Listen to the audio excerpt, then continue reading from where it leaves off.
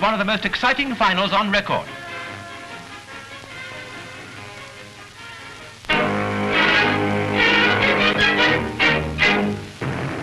Despite the months of preparation and long drawn-out discussions, it seems incredible that hostilities in Abyssinia should actually have commenced. The Great War is so recent a memory, how can its horrors have been so quickly forgotten? The will of Mussolini, however, seems inexorable. On October the 2nd, Italy was called to a mammoth test mobilization. The focus of this test mobilization was in the Piazza Venezia in Rome, where Il Duce electrified a vast throng of delirious fascists with his words.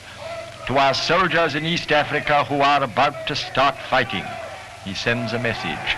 And Italy and the world knew that meant war. In Addis Ababa, the radio station was transmitting a report to the world that Italian troops had already crossed the frontiers, and the Emperor had ordered a mobilization of Abyssinia's forces following the close of the rainy season. And this is coincident with the end of the Coptic year, and the occasion is marked in Abyssinia by the great feast of Maskal, which lasts for a week. The church is thronged with priests and worshippers in nobly embroidered garments and sheltered by umbrellas of state to celebrate the return of the clement season. But this year it was not a matter for rejoicing, for the mobilization and all that it implies had begun. The uniformed soldiers of the Emperor, drilled by Belgian and Swedish instructors, march barefoot.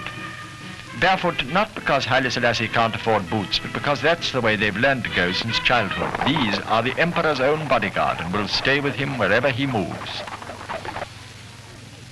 It is the feudal bands of Abyssinia who form the manpower of the resisting forces.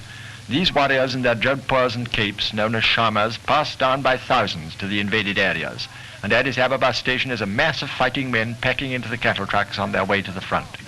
Here are men from all the races of Abyssinia, not only the Amharas, or conquering tribe, from which the Emperor himself is sprung, but Galas and Gorajis and Danakils and Somalis, the 6 or more elements that make up Ethiopia.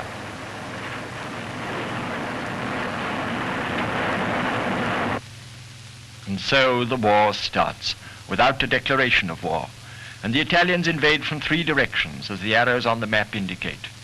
Italy's first objective is naturally Adowa, scene of the 1896 disaster, and 400 miles from Addis Ababa. The radio station at Addis Ababa continues to send out appeals to the world from the Emperor Haile Selassie. What will the League of Nations do? Will the League support the Black Emperor, or will Mussolini have his way, his whole way, and nothing but his way?